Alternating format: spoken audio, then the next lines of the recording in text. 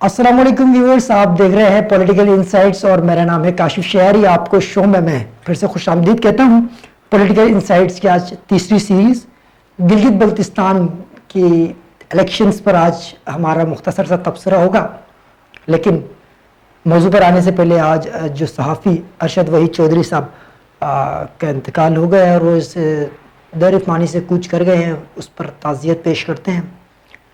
गिलगित बल्तिस्तान की अगर बात की जाए तो खूबसूरती के लिहाज से उसका कोई सानी नहीं मिलता, और हम देख रहे हैं कि गिलगित बल्तिस्तान ना सिर्फ पाकिस्तान में बल्कि दुनिया में भी लोग इसे पहचानते हैं। और पाकिस्तान में जब टूरिज़्म का लफ्ज़ जब हमारे जहनों में आता है तो गिलगित बल्तिस्तान की वादियाँ हमें याद आती हैं।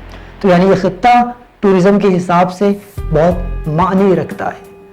2020 नवंबर का महीना और 15 नवंबर का वो दिन कि जिस दिन गिलगित बल्तिस्तान की आवाम अपने हक़ राय दही का इस्तेमाल करेंगे। खूबसूरती के साथ साथ अब तारीख़ी पस मंज़र की तरफ भी हम आते हैं। गिलगित बल्तिस्तान 1970 से पहले वहाँ पर जो है वडेराना सिस्टम था और वहाँ पर इसी तरह की हुकूमत चला करती थी। लेकिन शहीद जुल्फ़िकार अली भुट्टो साहब ने 1970 में गिलगित बल्तिस्तान के लिए जो कौंसिल का उन्होंने कौंसिल सेटअप की, और वो कौंसिल 1975 में फिर असेंबली की असेंबली बनाई गई। और तब से लेकर अब तक हर 5 साल बाद वहाँ इलेक्शंस होते हैं और लोग मुंतखब होने के बाद 5 साल के लिए गिलगित बल्तिस्तान की सरजमीन पर हुकूमत करती है। और वो असेंबली, कानून साज असेंबली जो गिलगित बल्तिस्तान में बनती है, वो पाकिस्तानी हुकूमत के मातहत होकर काम करती हैं।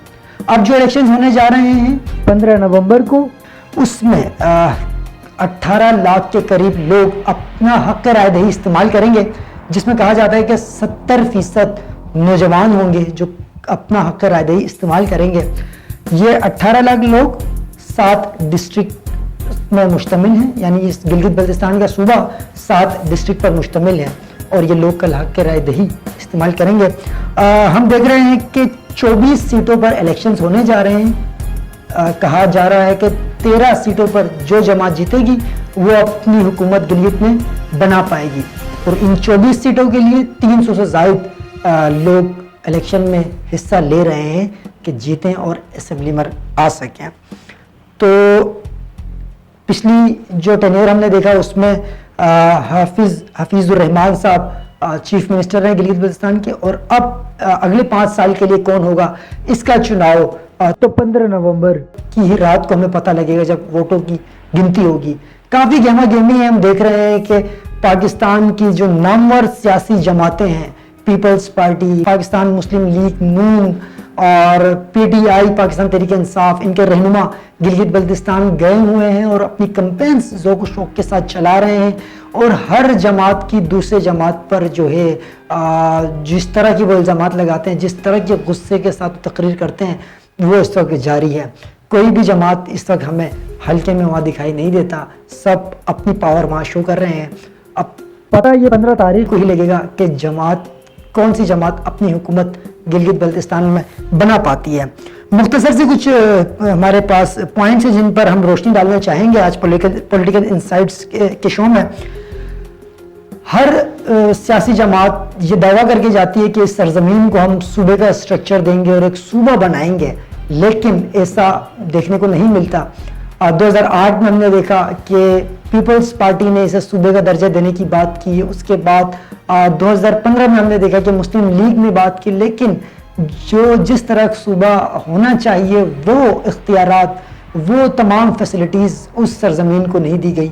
और अब PTI ये दावा कर रही है कि वो इस सरजमीन को सूबे का दर्जा देगी। आया सूबा बनेगा या नहीं बनेगा, क्या वजूहात है जो अब तक नहीं बन पाया, ये अब हमें देखने की ज़रूरत है। जो PTI के दावे हैं क्या ये सच साबित होंगे या नहीं, ये हमें देखने होंगे।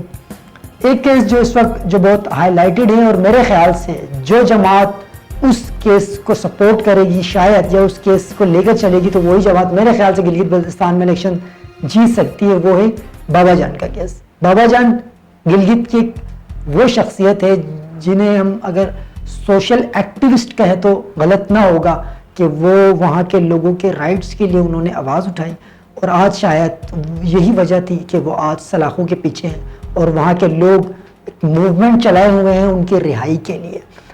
تو اگر حمزہ ڈسٹرکٹ سے جو الیکشنز میں منتخب ہوئے ہیں وہ میرے خیال سے اسی وقت جیت پائیں گے کہ جب وہ بابا جانی کی حمایت میں بات کریں یا بابا جانی کی لوگ ان کو سپورٹ کریں, تبھی وہ وہاں سے الیکشنز جیت سکتے ہیں.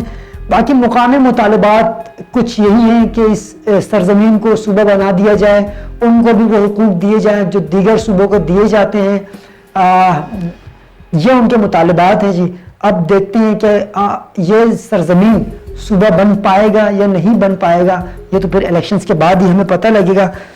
جماعتیں ساری پاور میں ہیں, سب ایک سے بڑھ کر ایک جلسے کر رہے ہیں, پاور شو ہو رہا ہے. مریم نواز صاحبہ تھی, بلاول بھٹو صاحب, عمران خان صاحب خود گئے یہاں سے, لیکن اب وہ واپس آ چکے اور ان کی جماعت کے دیگر رہنما جا کر وہاں کیمپینز کر رہے ہیں. ہر کسی کا یہ سوچ ہے کہ ہم اس بار یہاں حکومت بنا پائیں گے.